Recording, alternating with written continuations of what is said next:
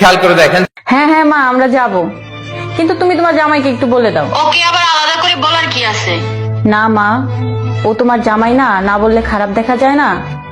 এই নাও, মা কথা বলবে। আসসালামু আলাইকুম মা, ভালো আছেন আপনি? হ্যাঁ হ্যাঁ, তোমরা চলে এসো। রেখে দিল, ব্যস্ত আছে হয়তো। দাঁড়াও, ফোন দিচ্ছি আমি। আবার কি হলো? শোনো মা, তোমার বাড়ির অনুষ্ঠান তুমিই পালন করো তোমার আত্মীয়দের নিয়ে, আমরা যাচ্ছি না। এমন করে কেন বলছো? হয়তো মা ব্যস্ত আছে। দেখেছিস তো, ও ঠিক বুঝেছে আমি ব্যস্ত আছি। তুই একটু বেশি বেশি করিস। বিয়ে হয়ে গেছে তো, তাই নিজেকে অনেক বড় মনে করছিস। বিয়ের পর বড় হয়ে গেছি কিনা জানি না, কিন্তু আমার স্বামীর মান সম্মান আমি ঠিকই বুঝি। যেখানে আমার স্বামীর সম্মান নেই সেখানে আমি খাবার গিলতে যাব না। শোনো মা, তুমি তোমার দুঃসম্পর্কের কোনো আত্মীয়দের দাওয়াত দিচ্ছ না, তুমি তোমার জামাইকে দাওয়াত দিচ্ছ।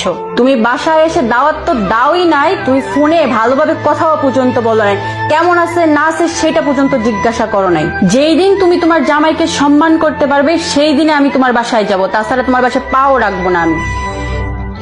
তুমি শুধু শুধু মায়ের সাথে কেন রাগারাগি করতে গেলে? ইনকাম কম থাকলে, টাকা পয়সা না থাকলে ছেলেদের একটু একটু অপমান হতেই হয়। তুমি কেমন ইনকাম করো সেইটা ইম্পর্টেন্ট না, ইম্পর্টেন্ট হলো তুমি ওই বাড়ির জামাই। তোমাকে যদি প্রাপ্য সম্মান না দিতে পারে তাহলে কখনো ওই বাসায় পা রাখবো না আমরা। টাকা না থাকলে ছেলেদের সম্মান থাকে না, কিন্তু স্ত্রী যদি পাশে থেকে সাপোর্ট দেয় তাহলে যে কোনো পরিস্থিতিতে ছেলেরা মানসিকভাবে শান্তিতে থাকতে পারে।